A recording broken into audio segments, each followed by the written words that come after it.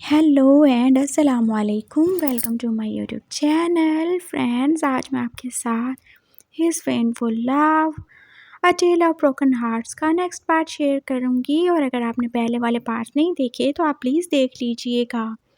और हाँ, मैं आप लोगों को बताती चलूँ कि हमारी क्रेज़ी वाइफ के पास 2 ही पार्ट्स रह चुके हैं और वो हमें बाय बाय बोलने वाली है। और इसके साथ ही जो लिटिल एरोगेंट है उसमें हमारा वांजी टॉप होने वाला है और जो माय लव इज़ जॉन है उसमें हमारा विंग टॉप होगा।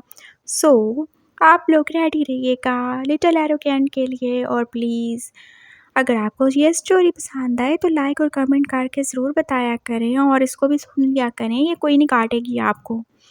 तो चलिए अपनी स्टोरी की तरफ चलते हैं। सो लास्ट पार्ट के एंड में हमने क्या देखा था? वुशियान वांगजी के साथ बेड शेयर करने के लिए जो आप समझ रहे हो वही करने के लिए रेडी हो चुका था और वांगजी अब वहीं रुक चुका था। उसे बिल्कुल भी उम्मीद नहीं थी और ना उसे यकीन आ रहा था कि वुशियान इतना बड़ा फ़ैसला कर लेगा। और उसका दिल तो जैसे एकदम से अब काट ही गया था।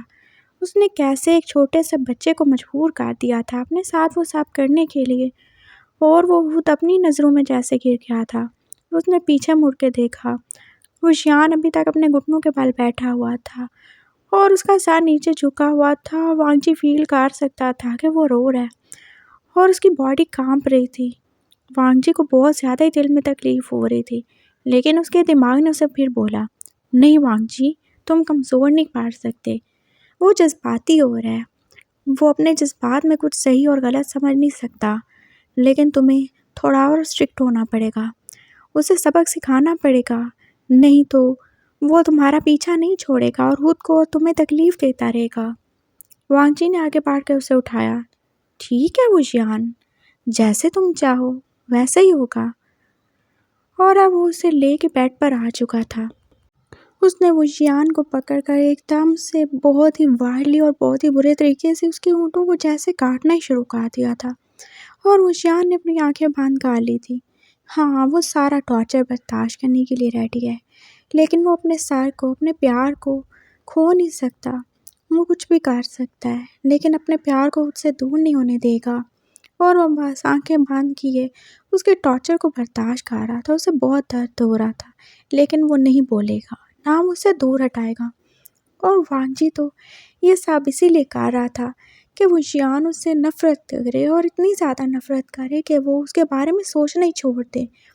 और वो इसी चीज़ के लिए खुद को उसकी नज़रों में गिरा रहा था, लेकिन वुशियान तो उसका प्यार तो बहुत ज़्यादा गहरा था, जिसे किसी भी बात से फ़र्क ही नहीं पड़ रहा था। और वांगजी को दिल में बहुत बुरा लग रहा था, लेकिन उसका दिमाग उसे ये कह रहा था, नहीं वांगजी, तुम रुक नहीं सकते, तुम्हें ये करना होगा उसके लिए, उसे खुद से दूर करने के लिए तुम्हें ये थोड़ा पेन तो उसे देना ही पड़ेगा, नहीं तो वो सारी ज़िंदगी तुम्हारे प्यार के लिए तरसेगा जो तुम उसे कभी नहीं दे सकोगे। और अब वांगजी तकरीबन 2 मिनट उसे किस करने के बाद पीछे हटा था। उसने देखा कि वो बहुत मुश्किल से सांस ले रहा था, लेकिन उसने कुछ बोला ही नहीं। और उसने आंखें खोल के वांगजी की तरफ देखा। उसकी आंखें जैसे एकदम पानी से भरी हुई थीं, जैसे वो बहुत ज़्यादा शिद्दत से रोना चाहता था। और वांगजी को उसकी आंखें देखकर किसी और की आंखें याद आईं, वो आंखें जो उसने 17 साल पहले देखी थी, विंग की आंखें। जब वो उसे आखिरी बार छोड़ के जा रहा था, तब उसकी आंखें भी ऐसे ही पानी से भरी हुई थी, जैसे वो कुछ कहना चाहता था लेकिन कह नहीं पाया। और आज वुशियान, उसकी भी तो यही हालत थी। हाँ, वो वांगजी का प्यार चाहता था। वो चाहता था कि वांगजी उससे प्यार करे, लेकिन प्यार करे ना, ऐसे खुद को उस पे फ़ोर्स तो मत करे, इस तरह हैवानियत तो नहीं दिखाए, बल्कि प्यार करे। और प्यार सिर्फ फिज़िकल होने का ही तो नाम नहीं था। वो उसका टच चाहता था, लेकिन प्यार के साथ। वो ये सब चाहता था, लेकिन एक रिलेशन में आने के बाद ऐसे तो नहीं। लेकिन वो अब वो क्या ही क्या सकता था। अगर वांगजी ये सब चाहता था, तो वो भी ये सब करने को रेडी है। अभी भी टाइम है वुशियान, रुक जाओ। मेरे पास तुम्हें देने के लिए दुख और तकलीफ़ के अलावा कुछ भी नहीं है। मेरे दिल में प्यार नहीं है, मेरे दिल में सिर्फ आग है जो तुम्हें जला देगी। एक बार फिर से सोच लो वुशियान, सोच लो। ऐसे खुद को बर्बाद मत करो मेरे लिए, वांग जी उसे फिर से समझा रहा था। नहीं सर, मैं सोच चुका हूँ और मुझे मज़ीद नहीं सोचना। मेरी जितनी भी ज़िंदगी बची है मैं उसे आपके नाम करके गुजारना चाहता हूँ। मुझे सिर्फ आपकी ज़रूरत है और किसी की नहीं। मैंने अपनी ज़िंदगी में सिर्फ 2 लोगों से प्यार किया है, एक अपनी मामा से और दूसरा आपसे, और वो तो मेरे पास नहीं है। पापा ने मुझे उनसे दूर कर दिया है, लेकिन अब आपको मैं खोना नहीं चाहता। आप 2 लोग ही मेरी लाइफ हो। एक वजह छीन चुकी है, मैं दूसरी को नहीं खोना चाहता। प्लीज़, आपको जो करना है आप कर लीजिए। मैं कुछ नहीं बोलूँगा, मैं उफ तक नहीं करूँगा। और वांग जी सोच रहा था, उसका प्यार कितना शिद्दत वाला है। ऐसा प्यार वांग जी तो नहीं कर सका।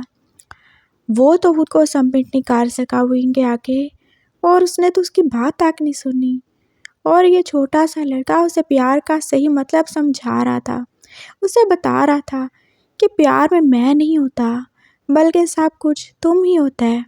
और जब अपनी मैं ख़त्म हो जाएगी तो तभी तो जिससे हम प्यार करते हैं हम उसको पा लेंगे।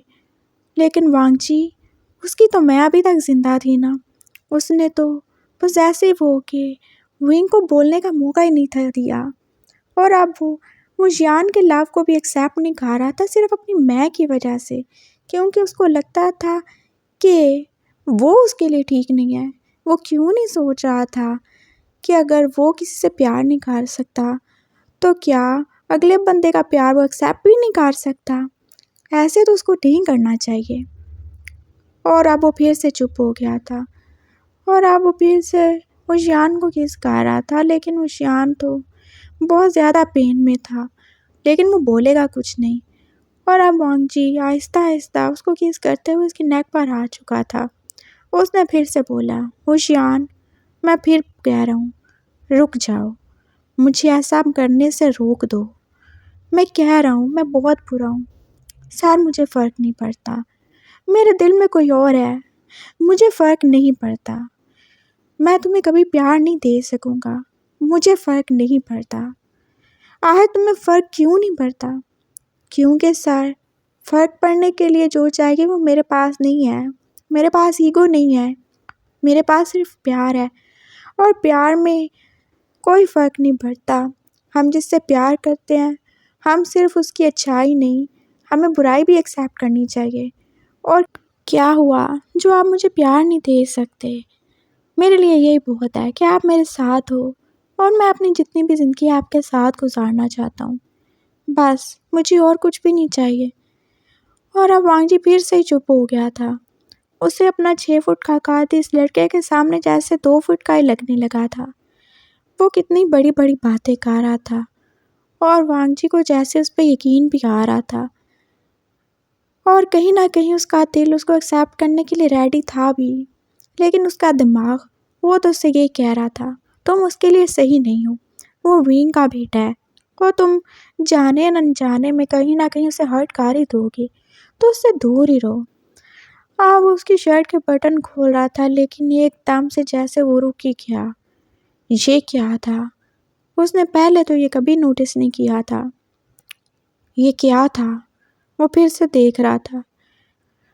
उस यान के चेस्ट के ऊपर बिल्कुल हार्ट के पास जैसे एक छोटी सी लकीर थी, जैसे कोई सर्जरी का निशान हो जो बहुत साल पहले हुई हो। उसने एकदम से उशियान को छोड़ दिया, और अब वो उसकी तरफ देख रहा था। उशियान वैसे ही लेटा हुआ था, बंद आंखों के साथ, और उसकी आंखों से बस आंसू गिर ही रहे थे, लेकिन वो बोल नहीं था रहा। और एकदम से जब वांग जी ने उससे पीछे हट के उससे देखा, तो उशियान ने भी आंखें खोल दी। क्या हुआ सर? क्या मैंने फिर से कुछ गलत कर दिया? और वांग जी उसकी तरफ देख रहा था, और वो परेशान हो रहा था। ये क्या हुआ तुम्हें? ये सब क्या है? क्या मसला है तुम्हें? बताओ मुझे।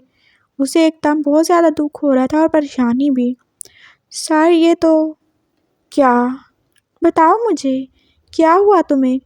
और तुम्हारी सर्जरी हुई थी, ये सब कब हुआ? तुमने मुझे बताया क्यों नहीं? सर, ये तो 4 साल पहले हुई थी ना, जब मैं बहुत ज़्यादा बीमार हो गया था, और डॉक्टर्स ने कहा था सर्जरी करनी ज़रूरी है। तो उन्होंने मेरे दिल का होल बंद करने के लिए सर्जरी की थी, लेकिन वो बस एक होल को बंद कर सके थे और कुछ अर्से बाद वो दोबारा से हो गया था। बस ये उसी का निशान है और तो कुछ भी नहीं सर। और वांगजी तो जैसे अब कहीं गिरने ही वाला था। ये वो क्या कह रहा था? वो इतना बीमार था, इतना ज़्यादा पेन में था, उसका दिल कितना ज़्यादा दुखी था, कितना ज़्यादा वीक था, और वो उसके साथ क्या ही करे जा रहा था। और अब वांगजी उसके सामने बैठ गया। मुझियान, मुझे माफ़ कर दो, मैं बहुत बुरा हूँ, मैंने कितना बुरा किया तुम्हारे साथ, आई एम सॉरी। और वो यान एकदम से वांगजी के सॉरी करने पे हैरान हो रहा था। क्या हुआ सर? सर मैंने कुछ भी नहीं किया, आई स्वेयर, आप प्लीज़ ऐसे तो नहीं बोलें। मैं आपसे प्यार करता हूँ ना, आपने जो करना है प्लीज़ करें, मैंने आपको रोका तो नहीं है ना। और अब वांगजी एकदम से उसके हाथ पकड़ के बैठ गया था। उसे बहुत ज़्यादा ही दुख हो रहा था, उसे बहुत ज़्यादा ही तकलीफ़ हो रही थी। वो लड़का जो पहले ही अपनी मौत के इतना ज़्यादा करीब था, वो सिर्फ अपने प्यार के हाथों मजबूर होके अपना सब कुछ उस पे वार देने को तैयार था। और एक तरफ वांगजी था जिसका दिल पत्थर से भी ज़्यादा सख्त था। वो विंग को भूल नहीं पाया था और उसे एक्सेप्ट नहीं कर सकता था। और क्यों? उसका क्या कसूर था? उस बेचारे लड़के का क्या कसूर था? वांगजी को बहुत ज़्यादा ही रोना आ रहा था। उसका लगता था जैसे उसका दिल फट ही जाएगा दर्द से और दुख से। वो यान भी उसके पास बैठ गया था। सर प्लीज़, मैं ठीक हूँ, आप इस सर्जरी की परवाह नहीं करें, देखो मैं बिल्कुल ठीक हूँ, मुझे कुछ भी नहीं हो रहा, मैं ठीक हूँ। लेकिन वांगजी तो बस रोए जा रहा था। उसे तो बहुत ज़्यादा ही बुरा लग रहा था उशियान के लिए। और अब उशियान भी उसको रोता देख के रोना शुरू हो गया था। सर प्लीज़ ऐसे मत करें, मैं बीमार हूँ तो इसमें मेरा क्या कसूर है? आप मेरे दिल को क्यों देख रहे हैं? सारा मुझे देखें ना, मेरे इस बीमार से दिल में भी आपके लिए कितना ज़्यादा प्यार है। सर आपको पता है, आप मेरे जीने की वजह हो। आप और मामा, आप दोनों की वजह से मैं ज़िंदा हूँ। आपको पता है मैं तो कब से मर जाना चाहता था, क्योंकि मैंने देखा मेरी मामा को मेरे पापा कितना ज़्यादा टॉर्चर करते थे, और वो भी तो बस मेरे लिए ज़िंदा है ना। और मैं ये बात बर्दाश्त नहीं कर सकता था कि वो सिर्फ मेरे लिए ज़िंदा है। मैं हूँ जो उन्हें बांध के रख रहा हूँ पापा के साथ। वरना पापा जिस तरह उन्हें टॉर्चर करते हैं और जिस तरह से उन्हें पेन देते हैं, मैंने खुद देखा है। वो कितनी बार अपने रूम में लॉक रहते हैं, वो कितनी बार पापा से मार खाते हैं और पापा कितना ही उन्हें टॉर्चर करते हैं। लेकिन मैंने खुद सुना है, मामा ने कहा था कि वो बस मेरे लिए उनके साथ हैं। सर, मैं ये बात बर्दाश्त नहीं कर सकता कि मेरी वजह से मेरी मामा इतनी ज़्यादा पेन में है, इतनी ज़्यादा तकलीफ़ में है। मैं तो मार ही जाना चाहता था, इसलिए मैंने पापा को कभी नहीं बताया कि मुझे हार्ट में कितना ज़्यादा पेन होता है। लेकिन उन्हें पता चल गया था। मैं क्या करता? मुझे सर्जरी करवानी पड़ी। और आपको पता है, उन्होंने तो मुझे मामा से दूर कर दिया सिर्फ़ उनको तकलीफ़ देने के लिए। लेकिन वो नहीं जानते थे कि इससे मामा को ही नहीं, मुझे ही तकलीफ़ हो रही है। मैं क्या करता सर, बताएं मुझे, मैं कितना ज़्यादा पेन में था। और मैं तो जानता था कि मेरे पास सिर्फ 3 महीने हैं ज़िंदा रहने के लिए। लेकिन मैंने कभी पापा को नहीं बोला कि मुझे इलाज करवाना है या मुझे ज़िंदा रहना है। मैं तो बस मरना चाहता था ताकि मैं मर जाऊँ और मामा को भी पापा से आज़ादी मिल जाए। मैं मरना ही चाहता था सर। लेकिन तब मेरी लाइफ में आप आए और मुझे प्यार का एहसास हुआ, और मेरा दिल चाहा कि मैं ज़िंदा रहूँ, मैं आपके लिए जीऊँ।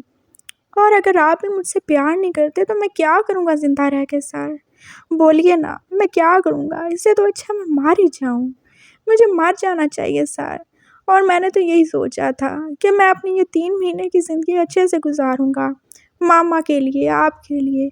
और कल मैंने पापा को देखा तो मैं कितना ही ज़्यादा खुश हो गया था कि शायद वो मामा के साथ ठीक हूँ। और आज देखे जब उन्होंने कॉल की तो वो कितने ज़्यादा हैप्पी थे। मुझे लगा मैं ज़िंदा रह लूँगा, मेरे लिए आप तीनों का प्यार काफ़ी होगा। लेकिन देखें, आप तो मुझसे प्यार ही नहीं करते, तो इससे अच्छा मैं मार ही जाऊँ। वो बस बोले जा रहा था और रोए जा रहा था, और वांगजी को लगा जैसे उसका दिल अभी 2 टुकड़ों में बँट जाएगा। वो लड़का उससे कितना ज़्यादा प्यार करता था, वो उसे उसके जीने की वजह कह रहा था, और एक तरफ वांगजी था जो उसके प्यार को कबूल करने के लिए तैयार ही नहीं था। अरे क्या हो गया? क्यों ऐसे कर रहा था वो? वांगजी को बहुत ज़्यादा दर्द हो रहा था अपने दिल में। उसे लगता था वो मरे ना मरे, लेकिन वांगजी ज़रूर इस गिल्ट से और इस पेन से मर ही जाएगा। उसने एकदम से आगे बढ़ के ऊशियान को गले से लगा लिया। आई एम सॉरी ऊशियान, मुझे माफ़ कर दो, मैं बहुत बुरा हूँ, मैं बहुत ज़्यादा बुरा हूँ और मैं इतना बुरा हूँ कि मैं तुम्हें किसी और के किए की सज़ा दे रहा था। मुझे माफ़ कर देना, मैं तुम्हारे साथ ये सब नहीं करना चाहता था। आई स्वेयर, मैं नहीं चाहता तुम मरो, मैं चाहता हूँ तुम ज़िंदा रहो, एक हैप्पी लाइफ गुजारो, मेरी वजह से बिल्कुल नहीं मरो, प्लीज़ तुम चुप हो जाओ। वो उसे चुप करवा रहा था और साथ में खुद भी रोए जा रहा था। और अब तुम बिल्कुल नहीं रोओगे और मैं तुम्हें रोने भी नहीं दूंगा।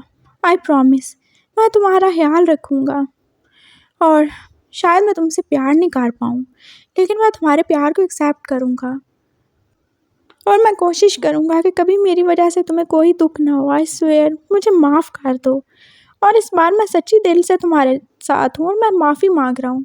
प्लीज़ मुझे माफ़ कर दो, मैं अब दोबारा से ऐसा नहीं करूँगा। वांग जी को याद था कि वो पहले भी एक दफ़ा उससे माफ़ी मांग चुका है और अपना प्रॉमिस भी तोड़ चुका है, लेकिन अब की बार उसने पक्का इरादा कर लिया था कि वो जियान को ऐसे मरने नहीं देगा और अपनी वजह से तो बिल्कुल भी नहीं। हाँ, वो उसके प्यार को एक्सेप्ट करने की कोशिश करेगा। अगर उससे उसका प्यार नहीं मिला तो वो जियान को तो उसका प्यार मिलना चाहिए। वो जियान का कोई कसूर नहीं है, कोई भी कसूर नहीं है उसका।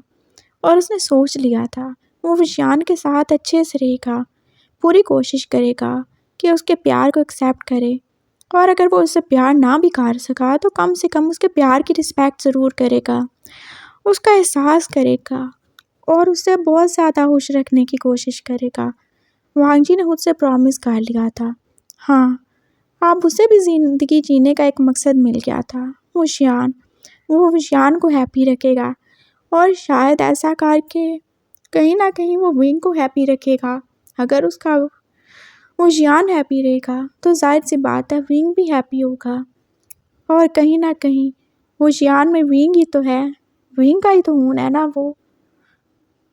वांग जी ने बस डिसाइड कर लिया था और अब फिर से उसने वो जियान को उठाया और उसे लेके बेड पर आ गया और उसके साथ ही लेट गया। सो जाओ वो जियान, काफ़ी रात हो चुकी है, मैं तुम्हारे साथ हूँ, मैं तुम्हें कभी छोड़ के नहीं जाऊँगा। और वुशियान ने एकदम से जैसे सुकून का ही सांस लिया था।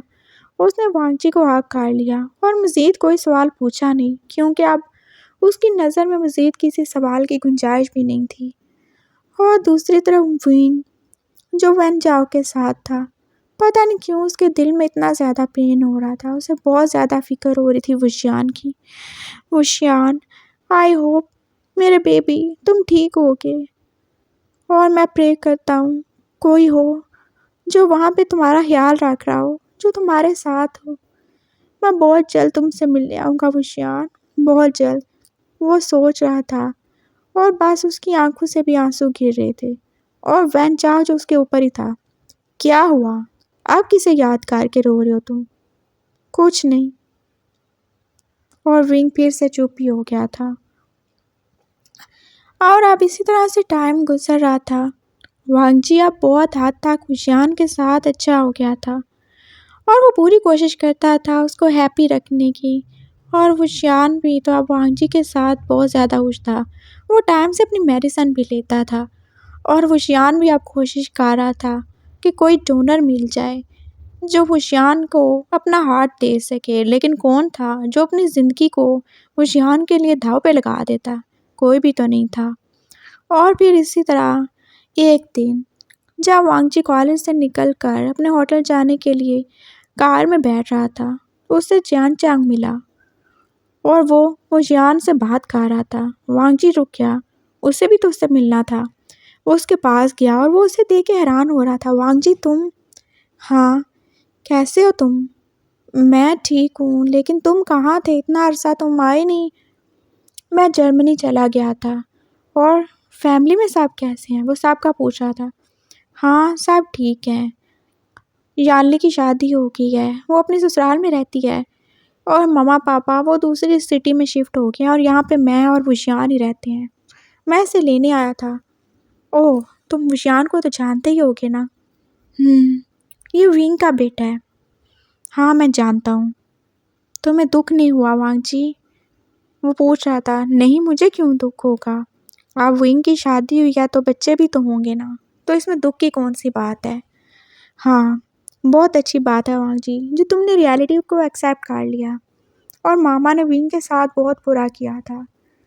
मैं अब उसके लिए बहुत ज़्यादा बुरा फ़ील करता हूँ, लेकिन मैं कुछ कर नहीं सका।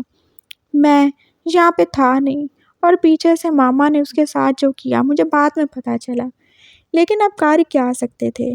उसका हस्बैंड बहुत ज़्यादा पावरफुल है और बहुत ज़्यादा अमीर है, तो मामा ने बस बिज़नेस को आगे बढ़ाने के लिए उसकी शादी कर दी।